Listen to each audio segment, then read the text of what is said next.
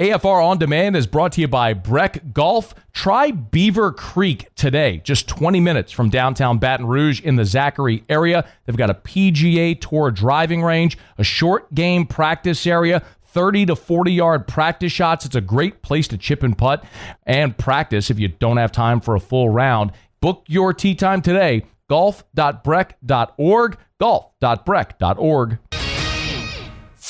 Matt Moscona. I'm very important. After further review. Say one more time. After further review with Matt Moscona. And here we go. Live from the Raising Cane studio. Let's ride!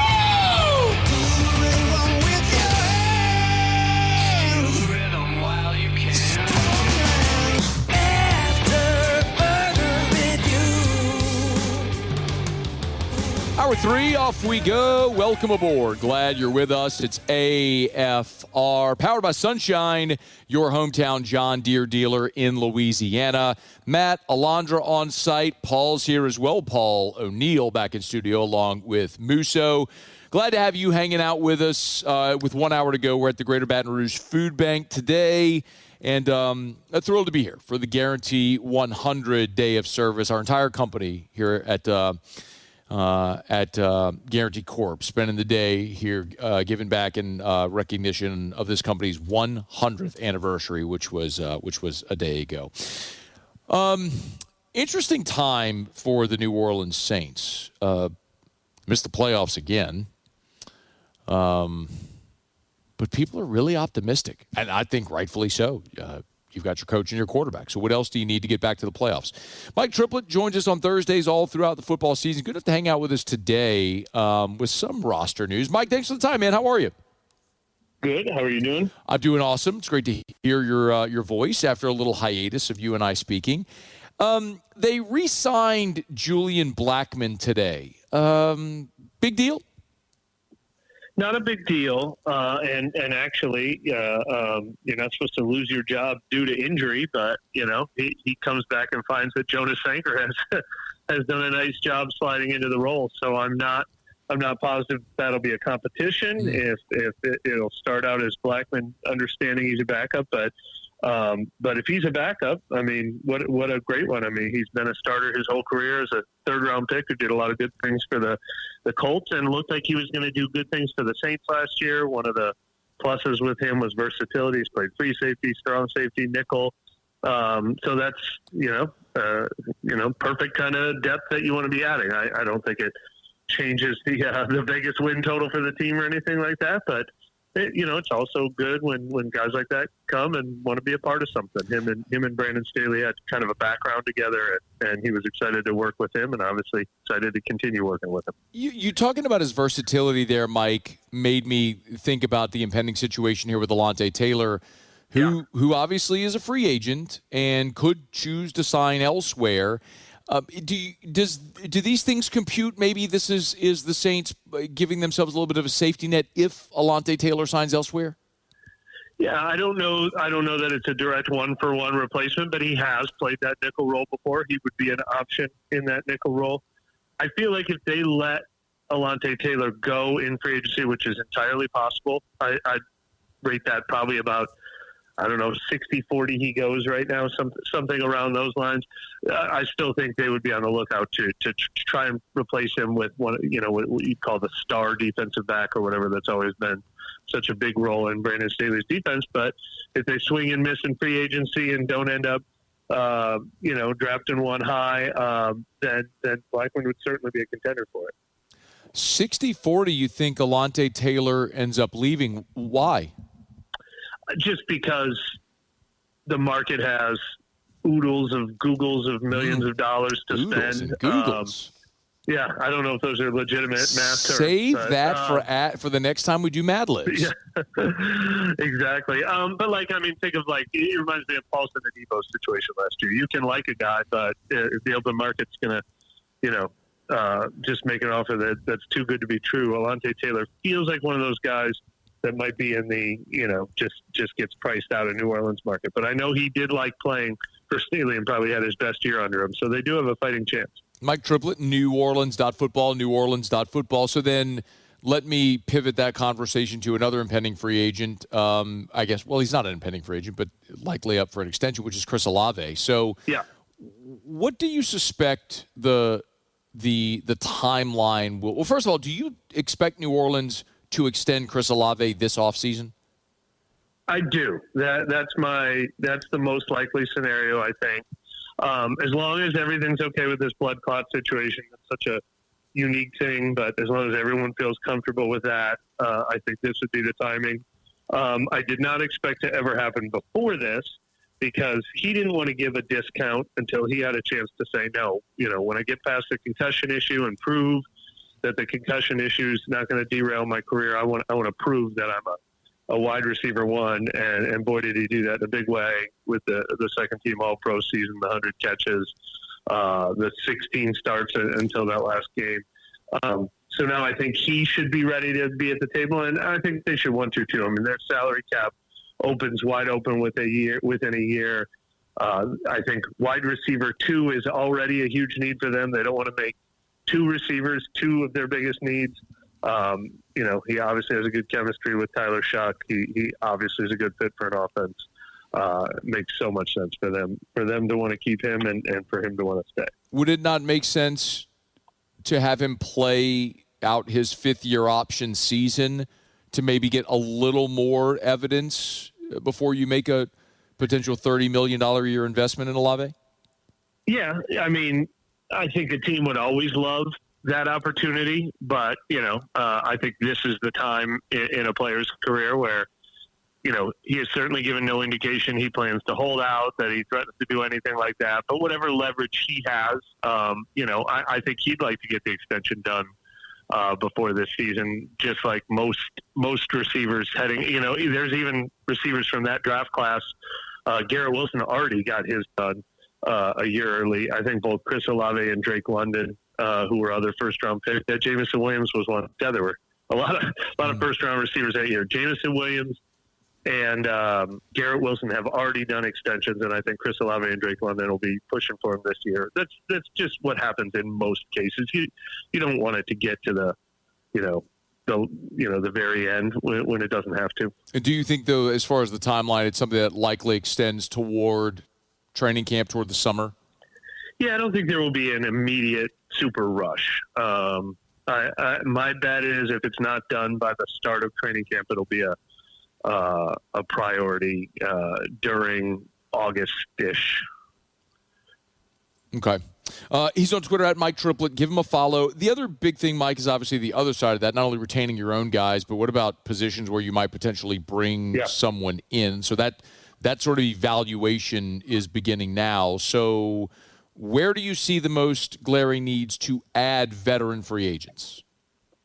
I mean, veteran free agents, I'm looking at the guard position. For me, that's a position that you'd like to, you probably don't address that with the 8th pick in the draft. I guess technically maybe you could sign or draft an offensive tackle there, consider moving Tali Fuaga. That doesn't seem like the best case scenario. You can't rely on it. But they have to address that position somehow, some way. I don't think if you take a guy on day 2 or day 3 of the draft, you've definitely fixed that. So I think guard has to be a huge free agent priority. I think wide receiver, as I said, is also a priority. I think running back is also a priority. I'd be okay addressing those in day 1 or day 2 of the draft. But what's interesting about those positions is there's a lot of options in free agency. There are a lot of intriguing sort of wide receiver 2 guys that are still in their 20s. There are a lot of intriguing running backs who are still in their 20s. So I don't think normally that would be a free agency must. But those are 2 positions where there are a lot of options and you might find some bargains. So I'm really interested to see if they do explore free agency at those positions. Hey, Mike, before you go, I know over at New Orleans Football, you all had a study about New Orleans and the general lack of soft tissue injuries. Yeah. Can you just kind of give us a little bit of a flyover on that? I thought that was really interesting. Yeah, look, when the team evaluates injuries, they really, really study what could we have prevented? Like, how can we prevent things?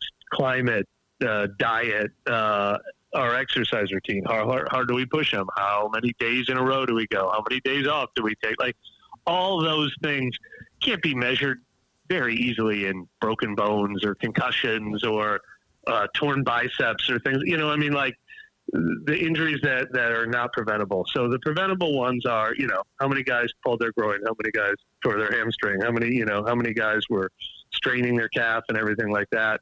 And obviously, when they bring in Ted Rath, who had a really good reputation from several other teams this year, and had let Matt Ray go last year, that was a big focus. Was, you know, that's a study they're going to look into, is soft tissue. How well did we do? So 1 year is obviously a small sample size. It doesn't prove anything. There's luck, there's chance, but you know, they made that a huge priority last offseason. And it vindicates that they're going to probably stay on this track. That's for sure. He is Mike Triplett, NewOrleans.football. Check it out, NewOrleans.football. Follow him on Twitter, X, at Mike Triplett. Always appreciate it, man. Thank you. Thanks for having me. It's our pleasure. It's after further review. Aaron Murray was supposed to be with us last hour. He had to flip, so we're going to break, come back, and we'll talk about LSU's transfer portal quarterback class with former Georgia quarterback Aaron Murray. That's next here on AFR. After further review. Hey, if you're thinking about selling your home, you need Darren James for so many reasons. There's the guaranteed sale program I tell you about all the time. Agree to a price in the deadline. If Darren doesn't sell your home at that price by that deadline, he'll have your home bought with cash or he'll sell it for free. Like, what do you have to lose? There's also a communication guarantee. If at any point you're not thrilled with the level of communication, Darren will let you fire him. He'll let you out of the contract free and clear, no questions asked. The bottom line is you're going to have an exceptional customer service experience with Darren James, but you're also going to get results. There's a reason Darren is on the Wall Street Journal's list every year of the top 1% of realtors in America. There's 1.5 million realtors in the United States. Darren James last year was number 14 in the country on the transaction side, the number of homes closed. Nobody gets to a closing table faster, more often than Darren James. So if you need to sell your home, you need Darren James. Agent225.com. Think real estate, think Darren James. After further review, powered by Sunshine, your hometown John Deere dealer in Louisiana.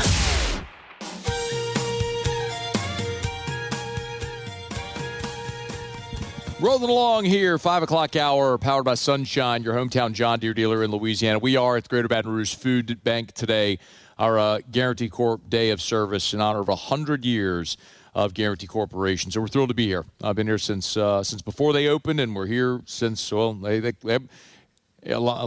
done rolled out of here like an hour and a half ago. I mean, we're sitting in this giant warehouse, just me and Alondra hanging out. Anyway, we're glad that you're with us. I'm glad to welcome Aaron Murray to the show. ESPN, of course, snaps. Much better show without T-Bob. Aaron, how are you, dude? Well, we even rebranded it, though. But the Knack and Murray now, RIP, our boy T-Bob. But, man, doing good. Great game last night. And a little sad we're no more football for a while. My wife's excited. She'll thank goodness it's over with. But yeah, us football guys are going to be counting down the days till end of August. We all get our life back to a certain degree, I suppose. Hey, what was your look, you're watching, obviously, with a very trained eye last night at those two quarterbacks. What was your take on how Mendoza and Beck played in that game? I thought they played fine. Obviously, Mendoza, first off, I mean, just dealing with that pass rush, really difficult to really get in any kind of rhythm. And they did a good job, hitting him early and the bloody lip. And, when he pulled it and did the play action after handing the ball off. So I thought they did a good job to rattle him early, but I thought overall made the throws when he needed to. Those back shoulder plays were absolutely terrific. The RPO game was on point there in the first half, just to get first downs, to eat up clock. I mean, we've seen Miami really dominate time of possession at times this year. Obviously, saw them dominate time of possession versus Ole Miss, and then to have the inverse of that in this game versus Indiana just shows you how methodical they were on offense in that first half. To really keep Miami off the field and not let them get any sort of momentum or any sort of, get in sync at all offensively. So I thought he played well. It wasn't his best game, but it was a good game and made big plays when he needed to, which is what you need to do against a defense that is as elite as Miami's. And same thing for Carson. I thought Carson played a really good game. I thought we obviously did not get a lot of opportunities there in the first half. made some big-time throws in the second half, but obviously the glaring big mistake there, which was just so, I'm not going to say uncharacteristic, but, he throws the dig route so well. And that's his bread and butter, throwing over the middle of the field. And, I'm sure you've talked about it and seen it, but Tony was just wide open. He usually looks one direction and opens up the gap when the linebackers move, and all of a sudden the guy's wide open 10 yards down the field. And that was the situation. He looked left, decides to keep throwing it left instead of coming back, which, heck, Tony might have caught that ball and scored a touchdown for all I know. Definitely would have gotten the ball right around the 20-yard line. But like I said, overall, I thought he played well. I thought he played well in November. I thought he played well in the playoffs. And I thought we saw last night, in my opinion, the top two quarterbacks off the board in the NFL draft this year. Certainly a worthy champion. So you think Beck will be the second quarterback off the board after Mendoza? I do think Beck will be number 2 off the board. I think when you look at him, the other two obviously it seems like right now is Ty Simpson and Chambliss. Ty had his ups and downs this year too, and I know a lot had to do with Alabama's lack of run game and protection at times. But I think when those two go up against each other, Beck has the size. I think Beck, throws the ball beautifully, throws with great touch. Obviously, he's played a lot more football, has a really good record, and like I said, he's played extremely well down the stretch and led his team to a national championship. And a lot to do with that, how good that defense is as well. But it has shown that he's athletic and tough along the playoffs. So I think the measurables obviously will be in favor of Beck when he goes out there, Pro Day, Senior Bowl, Combine, when it compares to Ty Simpson. The same thing with Chambliss. I think, I love Chambliss. I think if Trinidad was 6'2", we may be talking about him as the number 1 pick in the NFL draft. Now, I just think he's going to measure somewhere in that 5'10" to 5'11" range. And, it's going to hurt him a little bit. Not every team wants a quarterback that is not, 6'2" to 6'5". And when you see Carson up there at 6'5", 235, and he throws away the ball that he throws, the fact that he's played, darn near 40 football games at D1 between Georgia and Miami, helped lead Miami to a national championship. I think he's going to pass the eye test and obviously a lot of film as well. So, I do think Carson will go above those other two and be the second quarterback taken. Okay. He's on Twitter at Aaron Murray 11. You want to give him a follow. I would love to get your take on what LSU has done here in the portal, adding 3 quarterbacks. Let's just start at the top with Sam Leavitt. The big question, Aaron, of course, is going to be his health. But provided he's healthy, what do you think LSU is getting in Sam Leavitt? Well, again, a competitor. So I actually had the Arizona State game in which he got hurt, but did my due diligence in preparing and getting ready for the game, and obviously studied a lot of tape on him. And we all watched what he did a year ago in leading Arizona State to the playoffs. So he's a competitor. He's a great athlete. He can push the ball vertically down the field.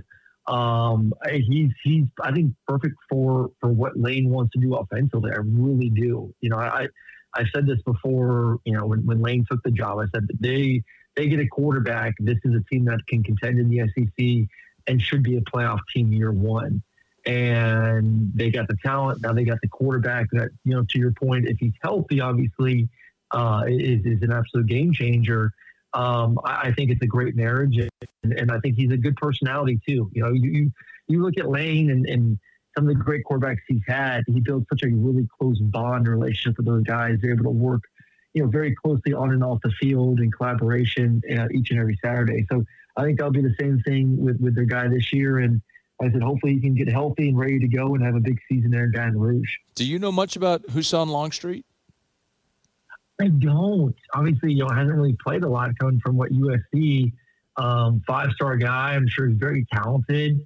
I don't think they probably want him to play. I think it's a situation in which, right. You want him to back up and learn the system and, come in and be the guy next year. So, I think everyone understands that, hey, Lane's going to be able to produce quarterbacks. I think this year was the best example of that, of obviously getting a Division II guy and turning him into, what he did. And, I mean, Trinidad Chambliss, might have been selling insurance if he didn't transfer to Ole Miss, and now all of a sudden he's going to be drafted somewhere in the first 2 rounds of the NFL draft. Like, that is just absolutely crazy to see. And sure, he's a great quarterback and athlete before that, but what Lane had helped him to develop this year along with the rest of the staff should, like I said, give LSU fans a lot of excitement what they can do this year. Then obviously getting a quarterback with as much talent as he has, obviously being a former 5-star guy, just give him a year in the system to learn from a guy like Sam Levitt who has so much experience with the quarterback as well. Yeah, I'm glad you brought up Chambliss. It's Aaron. It's interesting, and Aaron Murray's our guest. A lot of people are using the comp and trying to say the next Chambliss, and so LSU added Landon Clark from Elon. Really exciting to look at on film, and you could see that's and he came on. Landon Clark came on the show and said that's how they recruited. And they're like, meaning Kiffin and Charlie Weiss, they said, look at what we did with Chambliss. We think you're the next one. Yep. Like, you played the position, obviously, at a very high level. I think part of the reason we talk about Trinidad Chambliss is because of how improbable that story is. So is it probable to assume that LSU might have another guy like that waiting in the wings in Landon Clark? Even if you don't know anything about him, I'm just saying, like, the probability of finding a guy from a lower level who can achieve what would you just describe with Chambliss? Yeah, I would say this about, because I've covered Ole Miss, I would say 3 or 4 times over the past 2 years, and if I had a chance to, sit down with Lane, and Lane does his due diligence. He's one of the reasons why I thought so highly of Lane Kiffin, and anytime a job opening came up, he's always the first thing that comes out of my mouth is he's really adapted to this new era of football through the transfer portal, through NIL, and talking with him about that, it's not, in his mind, it's not luck. You looked at the roster he built a year ago. You look at the roster he built this year.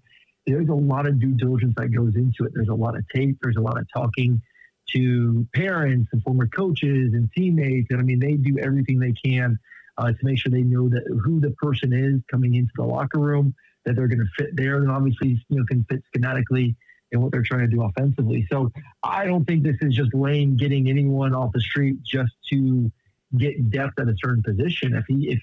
If they believe that he has a skill set that fits their needs, and obviously they saw what Trinidad can do with that skill set within the offense this past year, then yeah, it's a possibility. Like I said, all these coaches nowadays are doing, they all do their due diligence. I just think what the recipe that Lane has created for himself has obviously been extremely successful. Because I was very skeptical of the process of the whole. We're going to build a team through the transfer portal. I just didn't think that could survive long term. Like, yeah, maybe you can hit a year or two here or there, but it's never going to be anything consistent. And I'm not saying LSU is going to go this route. I think he can build through the high school rankings a little bit more consistently than he did Ole Miss. But he has done such a good job being consistent, winning with new guys and building that culture. So, it's 100% possible. But to the point of the fact that it's with Lane should give you confidence that the probability maybe is a slightly higher compared to going somewhere else. Yeah. Last thing for you. I don't know.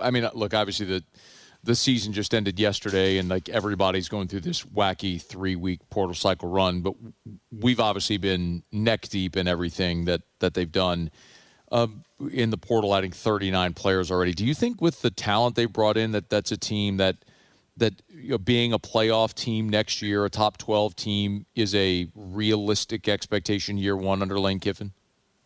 I do. I think because he did it at Ole Miss, so why can't he do it at LSU? Why should it be any different? If he built a roster the way he did there in Oxford, why can't that be possible? And heck, we just saw a head coach who built his roster mostly through the portal as well. And I know a lot of those guys came with him from James Madison, so there's a little bit of a difference there because of the knowledge of the culture and a lot of what they're trying to do schematically. But it can work. And like I said, he knows the process. He knows what he wants. He knows the type of personnel he wants to get to fit, especially his offense. So yeah, I think it can work. Like I said, I think LSU could be a contender if Sam Levitt is healthy and playing like he did this year, and then obviously a year ago when he led the Sun Devils to the playoffs. I think you have a contender both in the SEC and obviously from there to be in the playoffs. He is Aaron Murray. You can get him on Twitter at Aaron Murray. Mac and Murray College Football Show on YouTube. Make sure you go subscribe again. It's way, way, way, way better than Snaps was with T-Bob. So thank God you got rid of that dead weight, that albatross around your neck. Even though Mac is a Clemson guy, way better than T-Bob.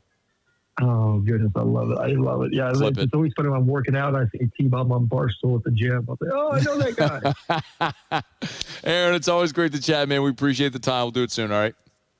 See you, Matt. Thanks, bud. That is Aaron Murray. It's After Further Review. We're glad to have you hanging out with us here. We're brought to you by Supper Club. SupperClubBTR.com. Oh, y'all. So I was talking to Chef Layton earlier today over at Supper Club. Need to remind you that Valentine's Day is less than a month away. They are already booked solid on Valentine's Day. Valentine's Day is a Saturday this year. However, Valentine's Day is also the same day as Endymion. So Valentine's weekend is that crazy Mardi Gras weekend. So let me make a suggestion.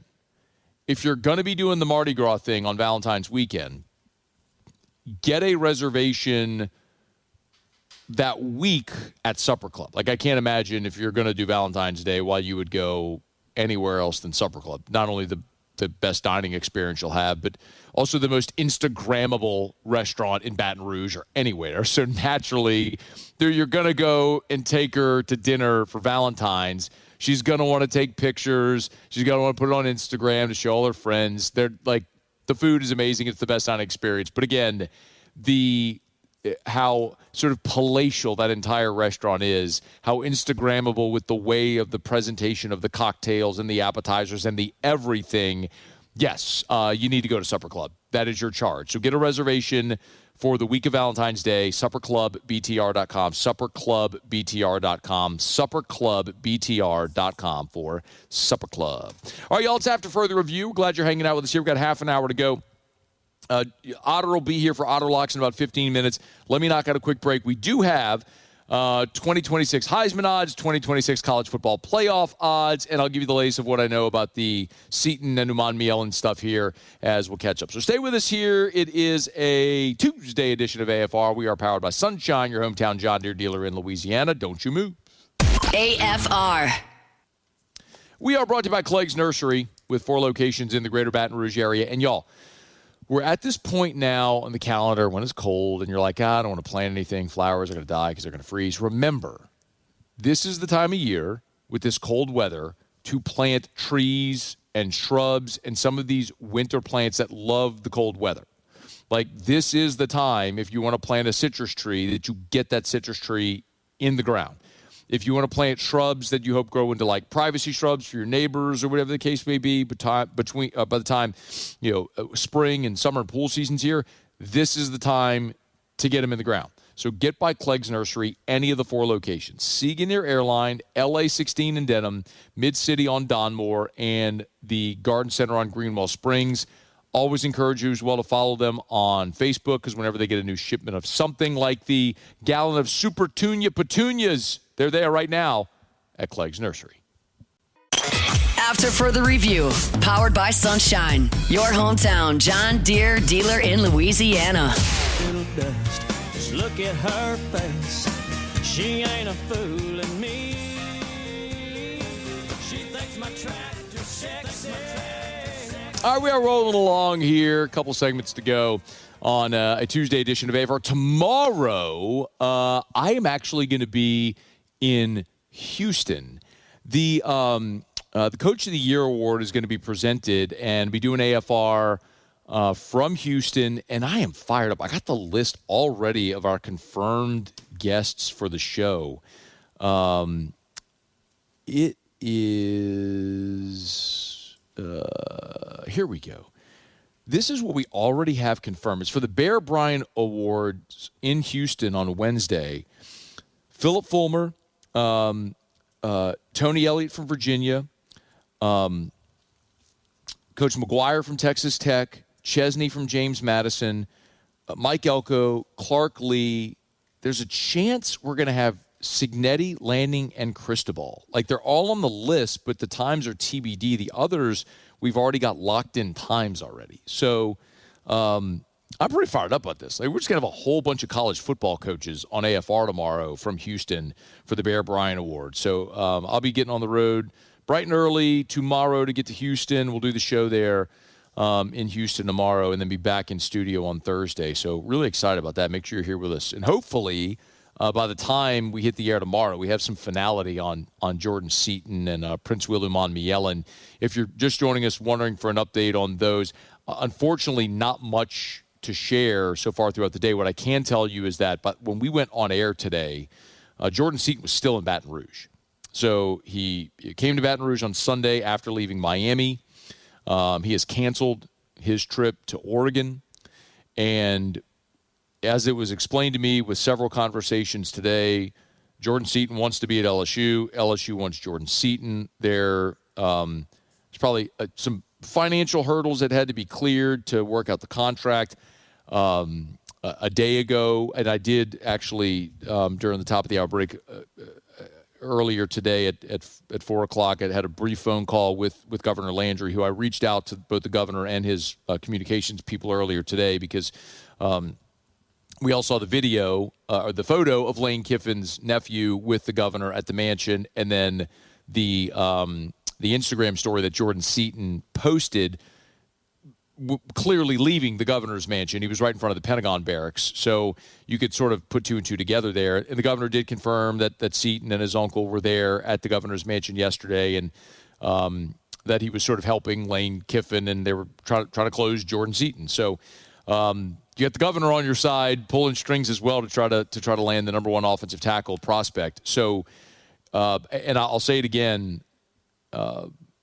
if they land the plane here with Jordan Seaton, the governor is going to deserve an assist. And one of the things he told me in the brief conversation we had, and I only had 3 or 4 minutes in the top of the hour, but one of the things he told me is, on the record, look, if there's a way that I can help LSU football with recruiting or coach or whatever, he's going to do it. I think there's a very real understanding.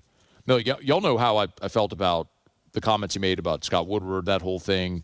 I know people have brought up Omar the Tiger. Whatever.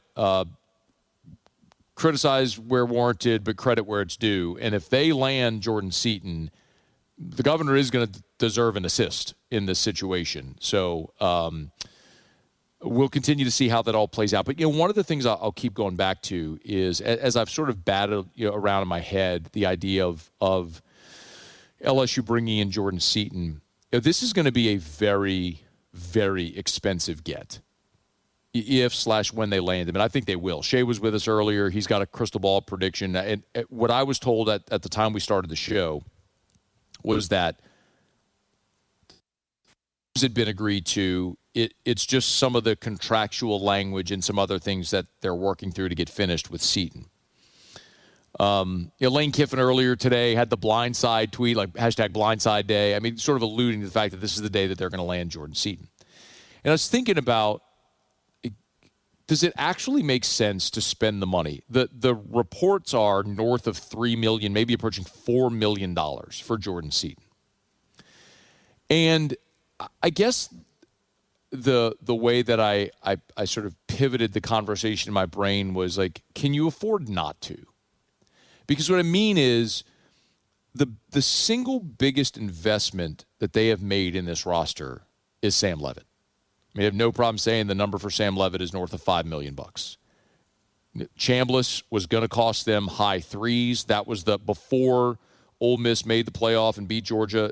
Chambliss was coming, and the handshake agreed upon verbal deal was like $3.85.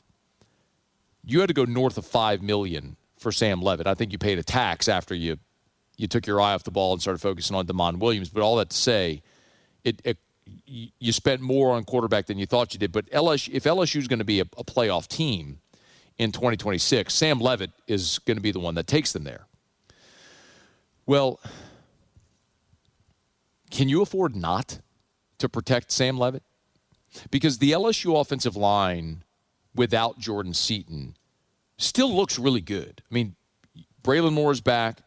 You're optimistic about Weston Davis. The staff is. There's a reason they kept him. They think they can develop him in this system and grow him. You added Leo Baugh, who's a 2-year starter in the Big Ten at Maryland at right guard. You've added Devin Harper, and you added Jordan Tompkins from Baylor, who played 10 games at left tackle this year. You've got a former 5-star, who is waiting his turn at LSU. You've got options, but it just looks, as Solomon Thomas, who I'm referring to, forgive me, it looks dramatically different if you add Jordan Seaton. Because now you have your quote-unquote franchise left tackle and your center. The two most important positions on the offensive line will be your two best linemen. And then Aliu Ba, again, who's a 2-year starter in the Big Ten at right guard.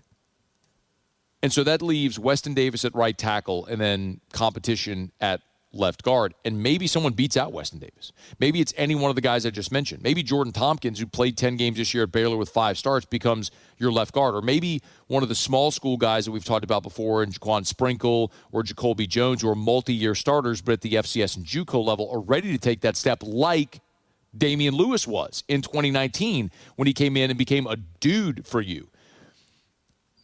I just rattled off 5-6 names vying for one spot, and everywhere else is solidified.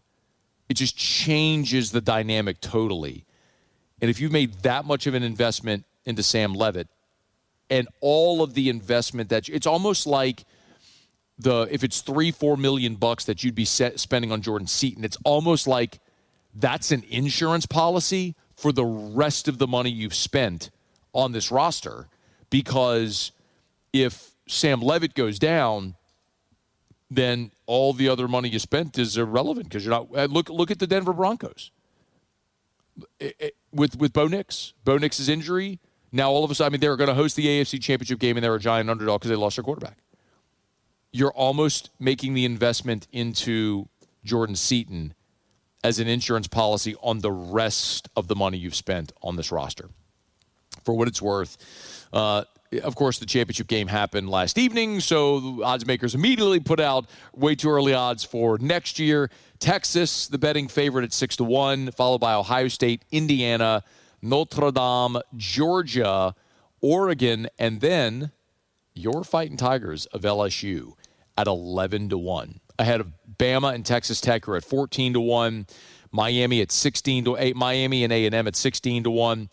Michigan, Southern Cal, both at 33-1. So further down the list, Florida, Oklahoma, Ole Miss, Tennessee, way down the list there. But again, LSU with the 7th best odds to not just to make the playoff, to win the national championship behind Texas, Ohio State, Indiana, Notre Dame, Georgia, Oregon, then LSU. And as far as Sam Leavitt, again, it's not just PFA plucked from the air. You look at the Heisman Trophy odds, the way too early odds for next year. Arch, C.J. Carr for Notre Dame, Dante Moore returning to Oregon, then Jeremiah Smith and Julian Sayin from Ohio State, Josh Hoover, who is leaving TCU to go be the quarterback at Indiana, Gunnar Stockton, Sam Leavitt.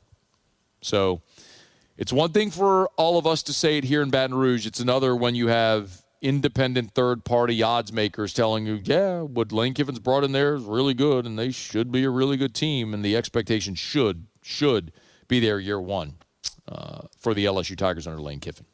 All right, it's after further review. It's been a really good show. If you missed anything, AFR On Demand is presented by Breck Golf. You can book your tee time at golf.breck.org, golf.breck.org. We had Shay Dixon in hour one talking some Cruton. We did have Mason Dossett was with us, the transfer from Baylor. Mike Triplett was here. Aaron Murray was here. Again, you catch everything on demand. We are brought to you by the Williamson Eye Center, 924-2020, 924-2020. You want to see 2020, call 924-2020 for the Williamson Eye Center. You want to ditch the contacts, the glasses forever. You want to get rid of those readers? No worries. You can do it. The Williamson Eye Center can make it happen. Dr. Blake does that every single day. I was looking at a video today on their social media, and it was basically their purpose. And it was showing one of their patients showing up after having a refractive procedure and looking at a clock across the room and being able to see with perfect vision for the first time. And that's something I experienced when I had LASIK with Dr. Blake. And you sit up on the table after a lifetime of having to squint or pop contacts into your eyes or wear glasses, and to just be able to see is a remarkable thing.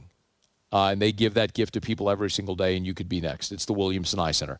924-2020, 924-2020, or WilliamsonEye.com. All right, y'all, it is after further review. We're at the Greater Baton Rouge Food Bank today, our Guarantee Corp Day of Service. from bright and early at 7 a.m. before they open till now approaching 6 p.m. after they have closed and everyone is long since gone. It's been our pleasure to have this opportunity to give back here to the Greater Baton Rouge Food Bank. Liz Pfeiffer, the Food Bank president and CEO, was with us earlier and said, look, there's really three ways people give. Their time, their money, and food. So if you want to volunteer your time, if you'd like to make a donation, or if you'd like to donate food, you could do so. brfoodbank.org. brfoodbank.org. Final break, y'all. We'll come back and we'll wrap up. Jimmy will be here for Otter Locks. Find out what we're betting on tonight. Don't you move. It's AFR. AFR. Have you done it yet? Have you gone and checked out DuplessisBuilders.net? DuplessisBuilders.net. Awesome website. I love telling you about it. If you're thinking of putting in a pool, you need to know Duplessis Builders. Look, Derek and his team, they're awesome. Voted just this past year by Pool & Spa Magazine a top 50 pool builder in America. It's because of their customer service, their commitment to excellent work. I've told you so many times, 10-year workmanship warranty. They stand by their work. The industry standard is 1 year.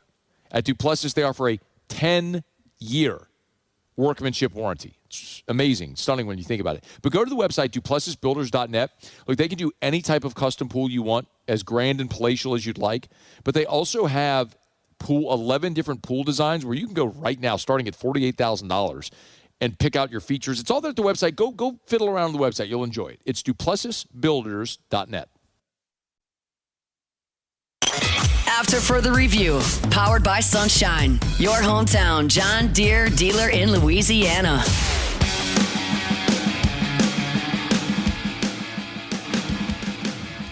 Down the stretch we come. Final segment here on this Tuesday edition of AFR. One thing left to do. Let's find out what we're betting on tonight. Time for Otter Locks.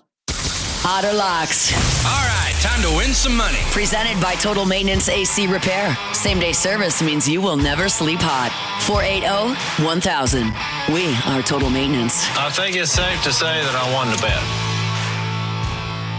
Yo, Otter, what up?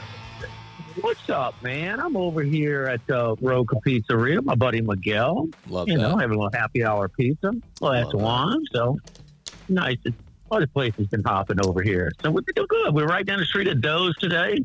Going to Fin Bomb, Sushi Burrito, Poke Ramen. It's ramen season, you know. Hey. So making a good round of Man, it. So a Charlie hot- behaving, all good. hot Matt's bowl acting of up a little ramen. bit, but you know. Yeah. Hot bowl of ramen on a cold day is tough to beat. That's a really good option. And Roca, I know we talked about it a lot. Roca, if you've never been to Roca in Mid-City, it really is an awesome, craft pizza place. You got to go check out Roca. They do an awesome job there. So cool vibe and everything. I would recommend reservations.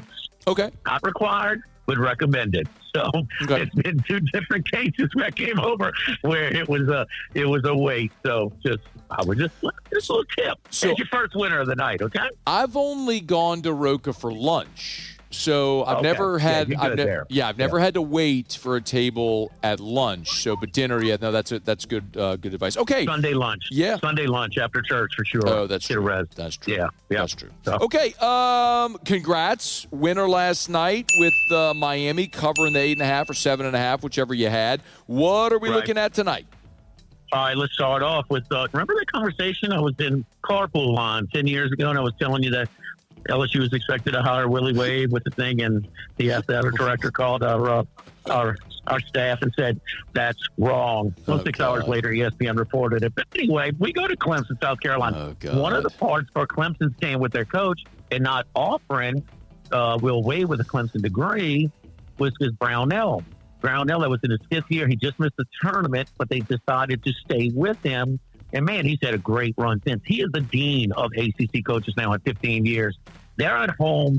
Willie Wade in his first year. They're talented. They can be good. They have flashes where they really light it up. They can score sometimes, but they're highly inconsistent right now. Clemson's more consistent. They would win the majority of the games at a neutral. They're at home with a 2.5-point spread. I'm going to take the Clemson Tigers against Willie Wade's team tonight in NC State at home. The game tips at 6 o'clock. Let's go to the Oklahoma. SEC. Oklahoma going to Columbia, South Carolina. on a little bit of a losing streak, lost at A&M. They got drilled at home this week as well by Florida. Now they come back and they're going to go to South Carolina. I think they got to get right. They're on the bubble. They're probably a tournament team. Porter Moser, a hot seat again. So I just like this spot for them to get back on the right side, minus the 2.5 at Columbia in South Carolina. 1 minute Georgia, remaining. the number one scoring team in the country. I'll go quickly. Number one scoring team in the country out of 365 teams. Goes on the road here. They have a rotation of 11. 5 guys play 20 minutes. 6 guys play 10 minutes. Take the plus 1.5 at Missouri. My favorite bet of the night is Ole Miss, plus 3.5 at home. We've been on them. They've turned the corner. They're playing much better as of late.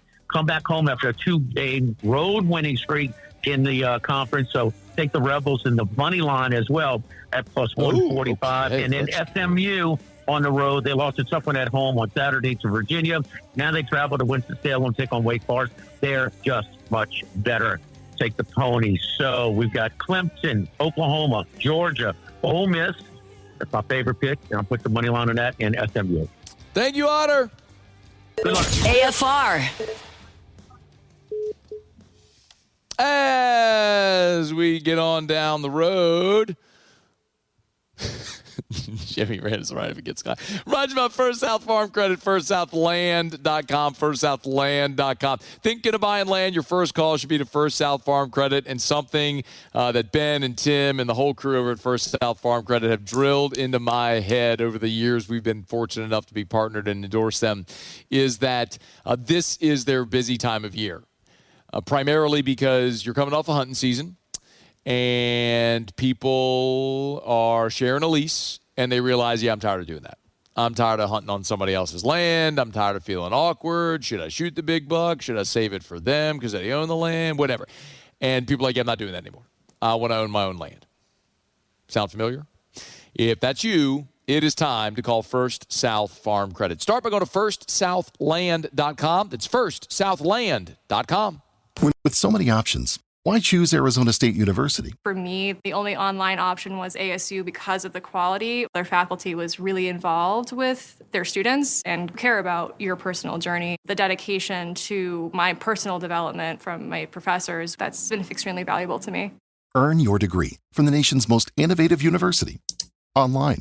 That's a degree better. Explore more than 350-plus undergraduate, graduate, and certificate programs at asuonline.asu.edu.